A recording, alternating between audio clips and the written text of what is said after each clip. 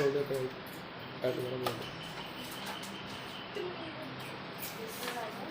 जी, परमेश्वर के वचन के विचों आपां देखांगे अज दूसरा राजा राजा की किताब और दूसरा राजा उहदे 4 अध्याय उहदी 8 आयत को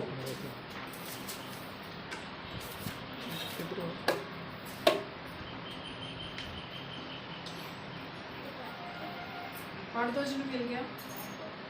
एक दिन की बात है कि अलीशा शुनेम को गया जहाँ एक कुलीन स्त्री थी और उसने उसे रोटी खाने के लिए विनती करके विवश किया। अतः जब जब उधर से जाता तब तब वह वहाँ रोटी खाने को उतरता था। उस स्त्री ने अपने पति से कहा, सुन, यह जो बार बार हमारे यहाँ से होकर जाया करता है वह मुझे परमेश्वर का कोई पवित्र भक्त जान पड़ता है। जब हम भीत पर एक छोटी उपरोटी कोठरी बनाए और उसमें उसके लिए एक खाट, एक मेज, एक कुर्सी और एक दीवट रखें कि जब जब वह हमारे यहाँ आए तब तब उसी में टिका करे। Hallelujah, hallelujah, hallelujah, hallelujah. प्रभु का धन्यवाद। हमने अभी अभी वचन में से सुना कि एक दिन की बात है कि अलीशा नबी शुनेम के नगर को गया और वहाँ एक लिखा कुलीन स्त्री थी और उसने उससे रोटी खाने के लिए विनती कर विवश किया।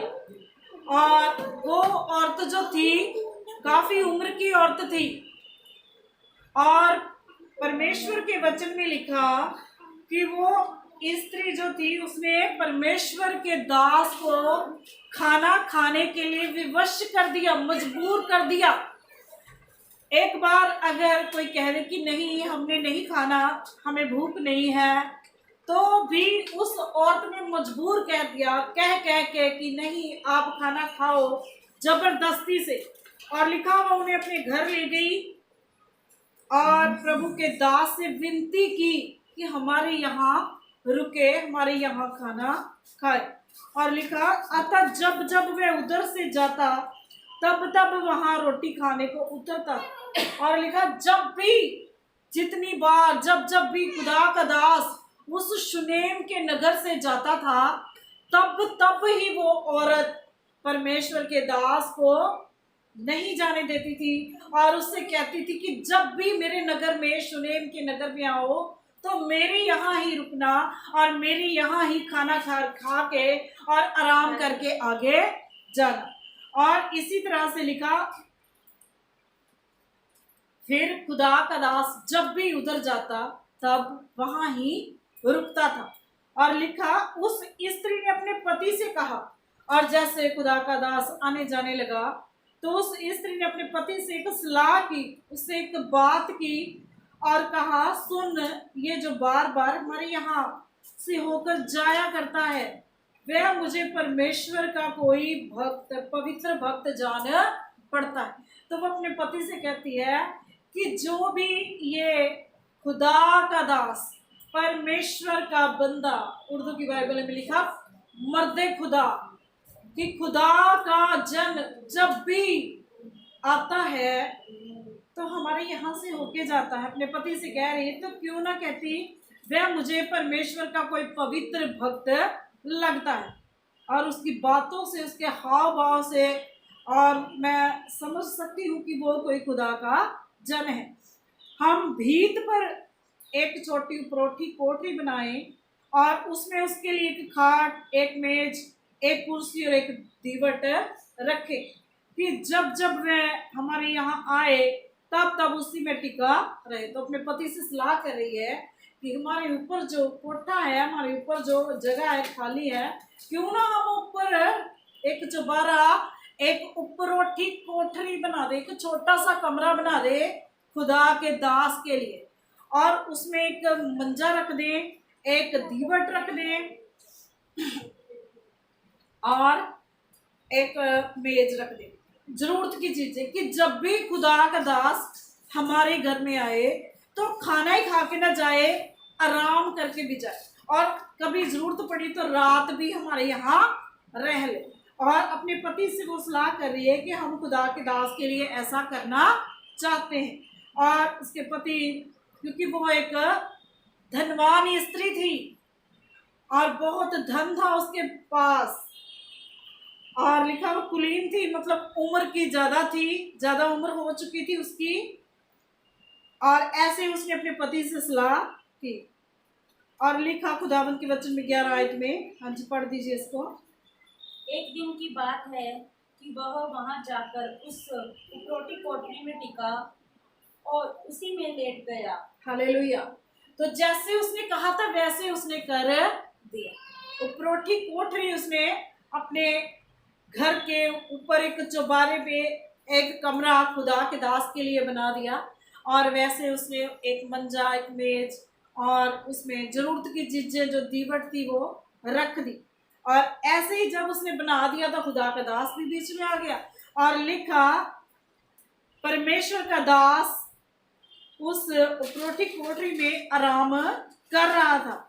एक दिन की बात है कि वे वहां जाकर उस उपरोटी कोठरी में टिका और उसमें लेट गया। खुदा का दास उस कोठरी में लेट गया जो उसके लिए बनाई गई थी।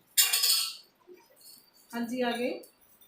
और उसने अपने सेवक गेहजी से कहा, उस शूनेमिन को बुला ले। उसने बुलाने से वह उसके सामने खड़ी हुई। तब उसने गेहजी से कहा, इससे कह कि तूने हमारे लिए ऐसी बड़ी चिंता की है, तो तेरे लिए क्या किया जाए? क्या तेरी चर्चा राजा या प्रधान सेनापति से की जाए? और उसने उत्तर दिया, मैं तो अपने ही लोगों में रहती हूँ। हालेलुया। तो परमेश्वर का वचन हमें सिखाता है, अगर नए नियम को पढ़ो तो वहां पर लिखा है कि जब हम खुदा के दास को एक पानी का गिलास भी देते हैं तो वचन में लिखा तो उसका भी अजर हमें मिलता है, उसका भी फल हम पाते हैं। और खुदा का दास जब किसी घर से पानी का गिलास भी पीता है तो वो भी उस पानी के गिलास के लिए प्रार्थना करता है कि खुदा तो इस पानी के गिलास के बदले भी प्रभु इस घर को बहुत सी आशीष बरकत दे। और ऐसा कोई दास नहीं है कि जो आपके घर में आए और आपकी चिंता परेशानी के लिए, आपकी दुख बीमारी के लिए वो खुदा से विनती ना करे। और परमेश्वर का वचन भी हमें यही सिखाता है कि जैसे खुदा का दास उस कमरे में लेटा, उसको बड़ी सुख शांति महसूस हुई, और बड़े आराम से जब वो लेटा तो उसने अपने चेले गेहाजी को बुलाया, और जो कि उसका शिष्य था अलीशा का, और उसने उसे बुलाया कि जो इस औरत ने हमारे लिए किया है बहुत हमें खुशी मिली है, बड़ा अच्छा किया कि हमारे लिए भी किसी ने चिंता की है, कि हमारा भी फिक्र किसी ने किया। तो कहते हैं इस औरत को बुला के ला। गेहाजी से बोल रहे हैं खुदा का दास कि इस औरत को बुला के ला, अगर इसके जीवन की कोई दुख है, परेशानी है, इसकी कोई समस्या है तो हम उसके लिए प्रार्थना करेंगे, या फिर राजा से कहेंगे कि जो भी इसकी जरूरत है इसको इसके पूरी की जाए। तो जैसे ही खुदा के दास ने उस औरत के सामने ऐसी बातें की तो औरत कहती कि मैं अपने लोगों में रहती हूँ, धन की मेरे पास कमी नहीं है, और फिर भी एक बात कि मेरे जीवन में कमी है। और हाँ जी आगे पढ़ दीजिए इसको। फिर उसने कहा, तो इसलिए तेरे लिए क्या किया जाए? गेहजी ने उत्तर दिया, निश्चय इसके पास कोई लड़का नहीं और इसका पति बूढ़ा है। Hallelujah, hallelujah, hallelujah. तो परमेश्वर के वचन में लिखा कि जैसे खुदा के दास ने उससे पूछा तो उसने बातों ही बातों में बता दिया कि तेरी दासी के पास धन संपत्ति की कमी नहीं, वो धनवान औरत थी। लेकिन गेहाजी बोला, और गेहाजी कहता है कि इसके यहाँ कोई भी बेटा नहीं है, इसको कोई भी बेटा नहीं है, और इसका पति भी अब बूढ़ा हो चुका है। और जैसे वो धनवान औरत थी तो जाहिर है कि वो बहुत से डॉक्टरों के पास भी गई होगी, बहुत से वैद्यों के पास भी गई होगी, लेकिन कहीं से भी उसकी जो आस है पूरी नहीं हुई। और इसीलिए जो कुछ भी उसने खुदा के दास के लिए किया, वो जानती थी कि मैं खुदा के दास के लिए नहीं बल्कि अपने लिए ही दरवाजों को खोल रही हूँ। ये जो कुछ भी मैं कर रही हूँ, ये इसकी बरकत जो है मुझे मिलेगी, और ये मैं खुदा के दास के लिए नहीं बल्कि अपने लिए ही कर रही हूँ। और परमेश्वर के वचन में लिखा कि जैसे खुदा के दास ने पूछा तो गेहाजी ने जल्दी से उत्तर दिया कि इसके कोई भी बेटा नहीं है। तो परमेश्वर के दास ने उसको क्या वरदान दिया? हाँ जी, उसने कहा उसको बुला ले। और जब उसने उसे बुलाया तब वह द्वार में खड़ी हुई। तब उसने उससे कहा, बसंत ऋतु में दिन पूरे होने पर तू एक बेटा छाती से लगाएगी। स्त्री ने कहा, हे मेरे प्रभु, हे मेरे परमेश्वर के भक्त, ऐसा नहीं, अपनी दासी को कोई धोखा ना दे। हालेलुया। तो जैसे खुदा के दास ने अपने मुंह से वचन निकाला कि बसंत ऋतु में आते समय और आने वाले वर्ष में जब भी मैं तेरे पास आऊंगा तो तू एक बेटे को अपनी छाती से लगाएगी, कि खुदा के दास ने भविष्यवाणी कर दी थी कि इस साल में खुदा तुझे एक बेटे की आशीष देगा। और जैसे ही उसने सुना तो उसको यकीन नहीं हुआ। पता क्यों यकीन नहीं हुआ? क्योंकि वो बहुत जगह जाके फिर के थक गई थी। जब हम ज़्यादा जगह जाते हैं तो हमारा जो विश्वास है वो टूट सा जाता है कि मैं बहुत से डॉक्टरों के पास गई, बहुत वैद्यों के पास गई हूँ, हकीमों के पास, लेकिन कहीं से भी मेरा हल नहीं हुआ। इसी तरह से जैसे उन लोगों ने इसको दवाइयाँ दी होगी, इसको झूठे लारे लगाए होंगे कि हो जाएगा, तुझे बच्चा हो जाएगा या बेटा मिल जाएगा, तो नहीं मिला। तो ये औरत जो थी टूट चुकी थी, और इसी वजह से वो खुदा के दास के ऊपर भी विश्वास है नहीं। वो कहती है अपनी दासी को धोखा ना दे। और मैं ऐसे पहले भी बहुत सी बातें सुन चुकी हूँ। स्त्री ने कहा, हे मेरे प्रभु, हे परमेश्वर के भक्त, ऐसा नहीं, अपनी दासी को धोखा ना दे। कहती ऐसे शब्द में पहले भी बहुत सुन चुकी हूँ, कहीं ऐसा ना हो कि फिर मैं धोखे में फंस जाऊँ। हाँ जी, आगे। स्त्री को गर्भ रहा और बसंत ऋतु का जो समय अलीशा ने उसे कहा था, उसी समय जब दिन पूरे हुए तब उसके पुत्र उत्पन्न हुआ। Hallelujah, hallelujah, hallelujah, hallelujah. Hallelujah. तो खुदा के दास के मुंह से जो शब्द निकले थे, तो परमेश्वर के वचन में लिखा, जैसे खुदा के दास वचन करके गए, स्त्री को तुरंत ही गर्भ ठहर गया। और वसंत ऋतु में ऋतु का जो समय अलीशा ने उससे कहा था, उसी समय जब दिन पूरे हुए तब उसके पुत्र उत्पन्न हुआ। जैसे खुदा के दास के मुंह से निकला तो सभी चीजें जो उस भविष्यवाणी को पूरा सभी चीजों ने, मौसम ने और महीनों ने ठीक उसी समय के निकट वसंत ऋतु में ही उसको एक बेटे की जो आशीष है खुदा से मिली। और क्योंकि वो औरत जानती थी कि जो कुछ भी मैं खुदा के दास के लिए कर रही हूँ वो उसके लिए नहीं है, वो तो कभी कभी आएगा, लेकिन इसके द्वारा ऐसा करने से मेरे रास्ते खुल जाएंगे, मुझे खुदा से आशीष मिल जाए। और ये एक तरीका है, खुदा के वचन ने हमें बताया आशीष पाने का तरीका। जो काम किसी चीज ने नहीं किया वो उसकी गिविंग ने कर दिया, उसके खुदा के दास के लिए किए हुए इस कार्य ने, बनाए हुए एक कमरे ने इतना बड़ा काम कर दिया, जो वो पता नहीं कितनी जगह फिर के आई, कितनी वैद्यों हकीमों के पास गई, लेकिन कुछ भी आशीष नहीं था। और यहाँ तक उसका पति भी बूढ़ा और वो भी बूढ़ी हो चुकी थी, और उसको अब उसके अपने मन में निश्चय हो गया था कि अब ये मुश्किल है। लेकिन हम सब जानते हैं जो मनुष्यों से न होना वो परमेश्वर से हो सकता।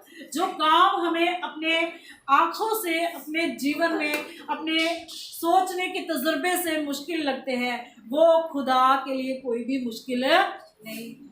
ठीक उसी समय पर खुदा ने उसे बेटे की आशीष दी। और परमेश्वर का वचन हमें सिखाता है कि जो हमारी सीड होते हैं, जो हमारे बीज होते हैं, जो भी हम खुदा के लिए अपनी मुट्ठी को खोलते हैं, वो हमारे जीवन में उन कठिन कामों को कर देते हैं, उन कठिन बातों को कर देते हैं जो कई बार हमारी प्रार्थना से नहीं होता, हमारे फास्टिंग, हमारे रोजे से नहीं होता, वो हमारी ऑफरिंग वो चीज कर देती है। अब जैसे इसी वचन में एक सारपत नगर की विधवा की स्टोरी है।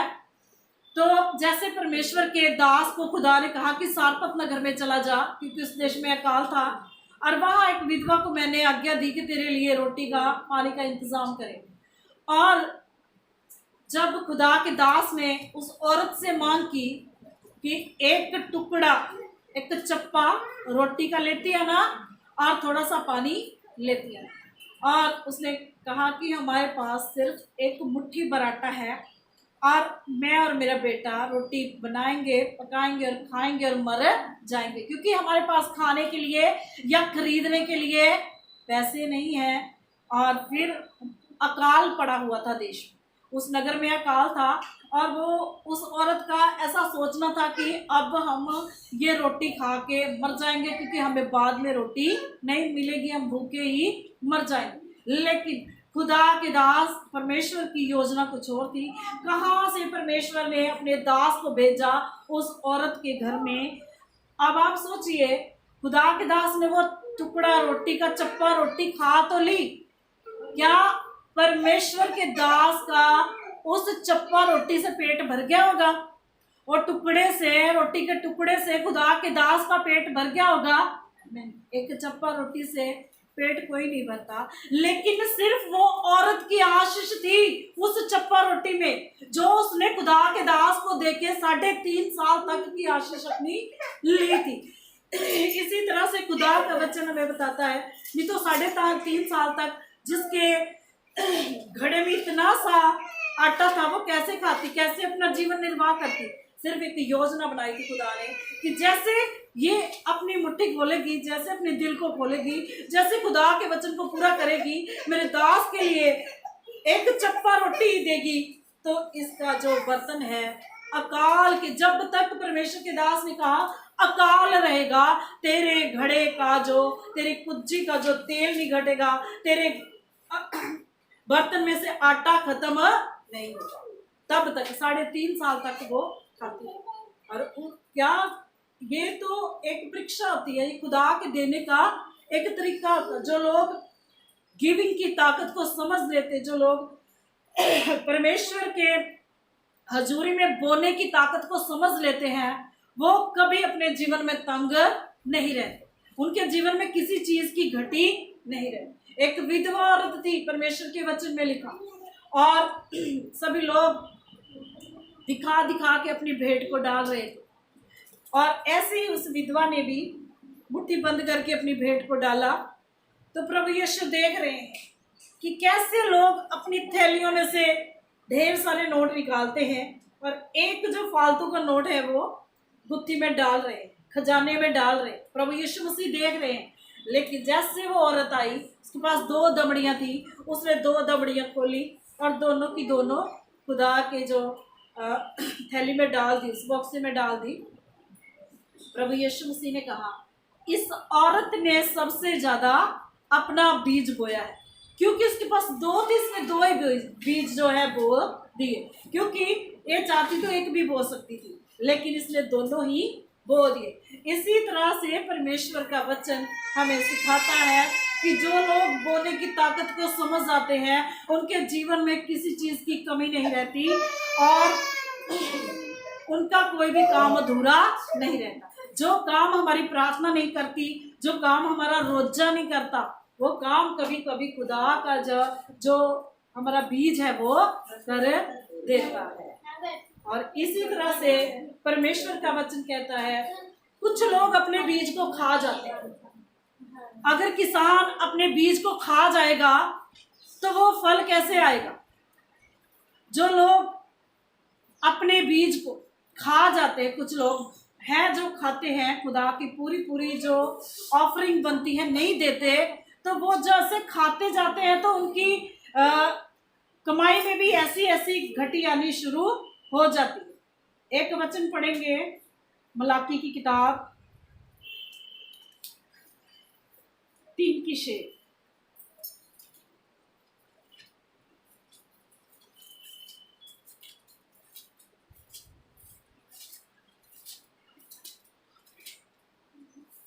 मलाकी 3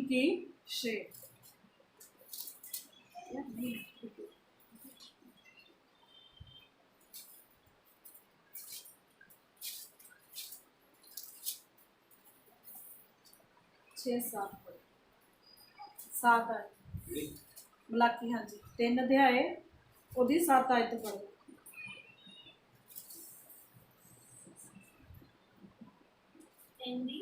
हाँ जी 7। अपने पुरखाओं के दिनों से तुम लोग मेरी विधियों से हटते आए हो और उनका पालन नहीं करते।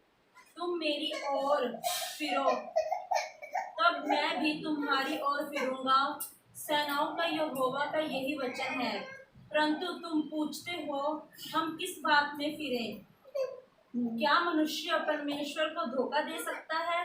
पर देखो, तुम मुझको धोखा देते हो और तो भी पूछते हो, हमने किस बात में तुम्हें लूटा है? दशमांश और उठाने की भेंटों में। हालेलुया। परमेश्वर के वचन में लिखा, मलाकी नबी अपने वचनों में लिखते हैं कि तुम अपने पुरखाओं के समय से ही, परमेश्वर कहता है कि तुम मुझे धोखा देते आए हो और मेरी विधियों को, मेरे हुक्मों को तुम तभी से तोड़ते आए हो। और फिर तुम कहते हो कि हम किस बात में तुझे धोखा देते हैं, किस बात में हम फिरते हैं प्रभु? क्या मनुष्य परमेश्वर को धोखा दे सकता है? हम खुद ही ध्यान करें, क्या मनुष्य परमेश्वर को धोखा दे सकता है? क्योंकि खुदा कभी सोता नहीं है, उसके कान कभी बंद नहीं होते, आंखें खुली रहती हर समय। तो हम कैसे उसे धोखा दे सकते हैं?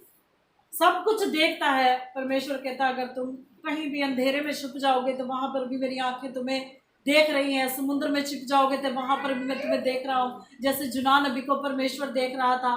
कहीं भी चले जाओ, कुछ बातें कर लो, परमेश्वर कहता मैं सुन रहा हूँ। इसकी 16 आयत में लिखा, तब यहोवा का भय मानने वालों ने आपस में बातें की और यहोवा ध्यान धरकर उनकी सुनता। और खुदा का वचन हमें सिखा रहा है कि जो कुछ हम बातें भी करते हैं, परमेश्वर उन बातों को भी सुनता। तो फिर हम कैसे उस खुदा को धोखा देते हैं? परमेश्वर का वचन कहता है, तुम मुझे धोखा देते हो, तुम मुझे लूटते हो। परमेश्वर के वचन में लिखा, क्या मनुष्य परमेश्वर को धोखा दे सकता है? पर देखो, तुम मुझको धोखा देते हो और तो भी पूछते हो, हमने किस बात में तुझे लूटा है? दशमांश और उठाने की भेंटों के द्वारा। ठीक है। और परमेश्वर का वचन कहता है कि इसमें भी हमने वफादार रहना खुदा के प्रति, क्योंकि जो खुदा का बनता, परमेश्वर के वचन में लिखा, जो खुदा का बनता है वो खुदा को दो, और जो तुम्हारा है वो तुम अपने पास रखो। और खुदा तो ऐसा महान परमेश्वर है जो अपना भी आपको देता है, कि वो आपकी वफादारी देखता है कि आप परमेश्वर के साथ धोखा तो नहीं करते, आप खुदा के साथ कहीं बेवफा तो नहीं होते, कि आपको परमेश्वर ने दिया। आप सबसे पहले, अगर आप अपनी अपनी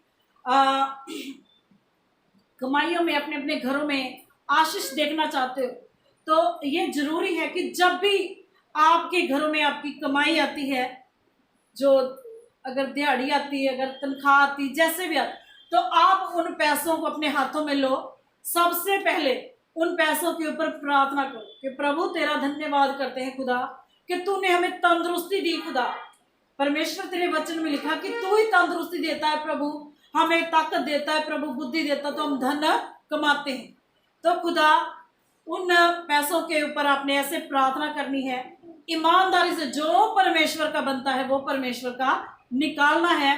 तो खुदा का वचन कहता है हाँ जी, इसको आगे आगे पढ़िए।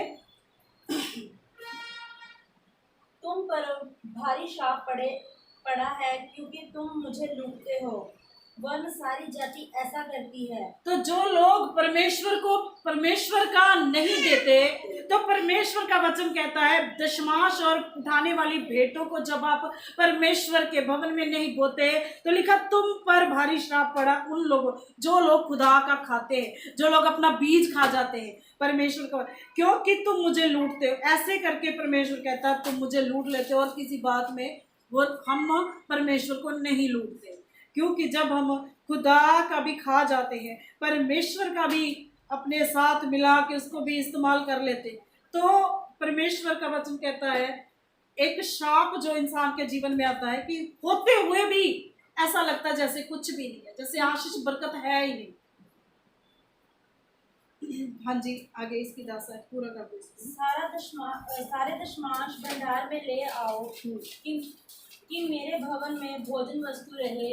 और सेनाओं का यहोवा यह कहता है कि ऐसा करके मुझे परखो कि मैं आकाश के झरोखों तुम्हारे लिए खोलकर तुम्हारे ऊपर अपरंपार आशीष की वर्षा करता हूँ कि नहीं। तो खुदा का वचन कहता है सारे दशमांश मेरे भंडार में ले आओ, ताकि मेरे भवन में जो है भोजन वस्तु रहे। और क्योंकि पहले समय में लोग अपने जो कनक चावल जैसे गेहूं चावल इस चीज का भी दशमांश निकालते थे, तो खुदा का वचन इसी तरह से कह रहा है कि मेरे भवन में भी ऐसी भोजन वस्तुएं रहें। और सेनाओं के यहोवा का ये कहता है कि ऐसा करके मुझे परखो। जब तुम अपना दिल खुदा के लिए खोलोगे, वचन तुम्हारे जीवन में पूरा होगा, ठीक है। और फिर खुदा का वचन कहता है ऐसा करके मुझे परखो कि मैं आकाश के झरोखे तुम्हारे लिए खोलता हूँ, खोल कर तुम्हारे ऊपर अपरंपार आशीष की वर्षा करता हूँ के नहीं। अब आप देखो आकाश कितना बड़ा है, तो इसके झरोखे कितने बड़े होंगे। तो परमेश्वर का वचन कहता है कि आकाश के झरोखे तुम्हारे लिए खोले जाएंगे, और परमेश्वर तुम्हारे ऊपर अपरंपार आशीष की वर्षा करेगा, और श्राप तुम्हारे जीवनों में से खत्म हो जाए। और फिर खुदावंत का वचन जी जो 11 आयत में, मैं तुम्हारे लिए नाश करने वालों को ऐसा भुड़कूंगा कि वह तुम्हारी भूमि की उपज नष्ट ना करेगा, और तुम्हारे दाख लताओं के फल कच्चे ना गिरेंगे। सेनाओं के यहोवा का यही वचन है। तो फिर परमेश्वर का वचन कहता है जब वचन आप लोग पूरा करोगे, जब खुदा की नजरों में आप उसको नहीं लूटोगे, आप खुदा के साथ वफादार हो, ईमानदार हो, तो परमेश्वर कहता है मैं तुम्हारे लिए आकाश के झरोखों को खोलूंगा, और जो भी वेस्टेज तुम्हारे खर्चे हैं फालतू के, जो लूटता है तुम्हें शैतान, तुम्हें नहीं पता चलता कितने वेस्ट खर्चों के द्वारा शैतान आपके पैसे जो व्यर्थ लगवा देता। तो परमेश्वर का वचन कहता है कि मैं वेस्ट जो आपके धन की खराबी होती, जो शैतान लूटता है आपको, उसके मुंह को बंद कर दूंगा। वेस्ट खर्चों को खुदा कहता मैं बंद कर दूंगा कि किसी भी तरह से शैतान आपको लूट ना सके। और जब हम खुदा के साथ वफादार, तो परमेश्वर हमारी हर चीज के ऊपर अपनी आशीष बरकत की वाड़ लगाता है। जैसे उसने अयूब के घर के चारों तरफ अपनी वाड़ लगाई हुई थी, जब शैतान आया तो अंदर जा नहीं सका, सीधा फिर परमेश्वर के पास गया, कहता तूने जो वाड़ अपने दास के घर के चारों तरफ, उसके माल उसके धन के चारों तरफ लगा के रखी है, जरा वो तो हटा, तो फिर ही मैं उसे दुख दे सकूंगा। फिर ही मैं उसे अगर हाथ नहीं लगाऊंगा तो कैसे वो मेरा काम नहीं होगा। तू अपनी वाड़ को हटा दे, तो फिर ही मैं अपना काम कर सकूंगा। तो ऐसे ही परमेश्वर ने, जब हम वचन को पूरा करते हैं, खुदा के वचन को पूरा करते हैं, तो बड़ा उसका हमारे सब तरफ, हमारे धन की, हमारे आशीष बरकत की, घर की चारों तरफ उसका बाड़ा लगा रहता है, और शैतान हमें किसी भी तरह से लूट नहीं सकता। जब वचन पूरा होता है तो आशीष मिलती है खुदा की ओर से, और जब वचन टूटता है तो दुष्ट की एंट्री होती है। जब बाड़ा टूटेगा तो सांप डसे, तो ऐसे ही खुदा का वचन कहता है, ये एक वचन है, सुबह सुबह ही मुझे खुदा ने दिया। पहले मैं नहीं करने वाली थी, फिर मैं क्या चलो जो खुदा ने दिया इसको पूरा करना है, इसको जरूर देना है मैंने वचन। तो क्योंकि ये जो वचन होते हैं आशीष बरकत के वचन है, ये हम रोक नहीं सकते। पता नहीं किसका मन खुल जाना है और किसकी आशीष बरकत खुल जानी खुदा की ओर से। और इसी तरह से परमेश्वर का वचन कहता है, दूसरा कुरिन्थियों इसका 9 अध्याय इसकी 6 है।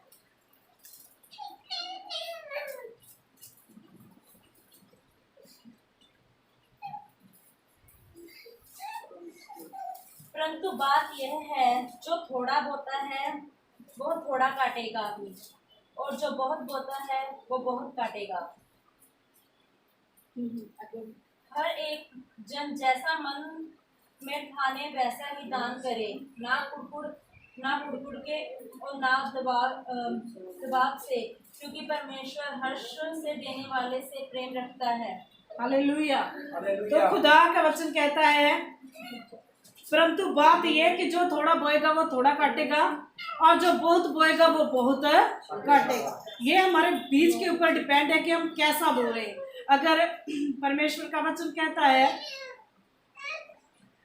हर एक जन जैसा मन में ठाने वैसा ही दान करे, और जो हम खुदा, कभी कभी जब खुदा का हमारे जीवन में कोई काम होता है तो हम तुरंत अपने मन में कुछ खुदा के आगे बोल देते हैं, कुछ सुखना, कुछ मान लेते हैं परमेश्वर की खुशी के बारे में। जो मन में आया हमने जल्दी से कि मैं ऐसा करूंगी, ऐसा बोऊंगी, ऐसा करूंगी। और खुदा का वचन कहता है, जैसा तुम मन में ठान लेते हो, मन में जैसा तुमने बोल दिया, ये नहीं कि समय आने पर मुकर जाना, नहीं मैं अब ऐसे करूंगी, ऐसे नहीं करूंगी, मुकर ऐसे नहीं करना। परमेश्वर का वचन कहता है, जैसे तुमने मन में ठान लिया वैसा ही दान करना है, कुड़कुड़ के नहीं करना और ना दबाव से करना, किसी प्रेशर में भी नहीं करना, ना कुड़कुड़ाहट के साथ करना है कि हाँ अब तो बोल दिया अब तो करना ही पड़ेगा। ऐसे परमेश्वर जो है उस बीज को कबूल नहीं करता, क्योंकि परमेश्वर हर्ष से देने वाले से प्रेम रखता है। जो खुशी से हम खुदा के लिए करते हैं परमेश्वर वही ग्रहण करता है, उसी से परमेश्वर प्रेम रखता है। हाँ जी, पूरा कर दो। परमेश्वर सब प्रकार का अनुग्रह तुम्हें बहुत याद से दे सकता है, जिससे हर बात में और हर समय सब कुछ जो तुम्हारे आवश्यकता हो तुम्हारे पास रहे, और हर एक भले काम के लिए तुम्हारे पास बहुत कुछ हो, जैसा लिखा है, उसने बखेरा, उसने कंगालों को दान दिया, उसका धर्म सदा बना रहेगा। हालेलुया। तो परमेश्वर के वचन में लिखा है कि परमेश्वर सब प्रकार का अनुग्रह तुम्हें बहुतायत से दे सकता है, जिससे हर बात में और हर समय सब कुछ जो तुम्हें आवश्यक हो तुम्हारे पास रहे, और हर भले काम के लिए तुम्हारे पास बहुत कुछ हो। खुदा नहीं चाहता कि आप थोड़े थोड़े के लिए संघर्ष करते रहें, जहाँ थोड़े में ही आप सब्र सिद्ध करके बैठे रहें। खुदा का वचन कहता, परमेश्वर चाहता है कि सब कुछ भलाई के लिए तुम्हारे पास सब कुछ हो, बहुत ज्यादा हो, बहुत आयत से हो। वो थोड़ा नहीं आपको देना चाहता, वो आपको बहुत ज्यादा देना चाहता है, लेकिन बहुत ज्यादा पाने के लिए बहुत ज्यादा बोना भी पड़ता है। इसीलिए खुदा का वचन कहता है कि आप ईमानदारी के साथ परमेश्वर के साथ वफादारी से चलना है, क्योंकि खुदा के वचन को अगर गहराई से पढ़ो तो बाप अब्राहम ने अपनी लूट में से मलकीसिदक के जाजक को भी अपना दशवंध जो दिया था, नबियों ने भी।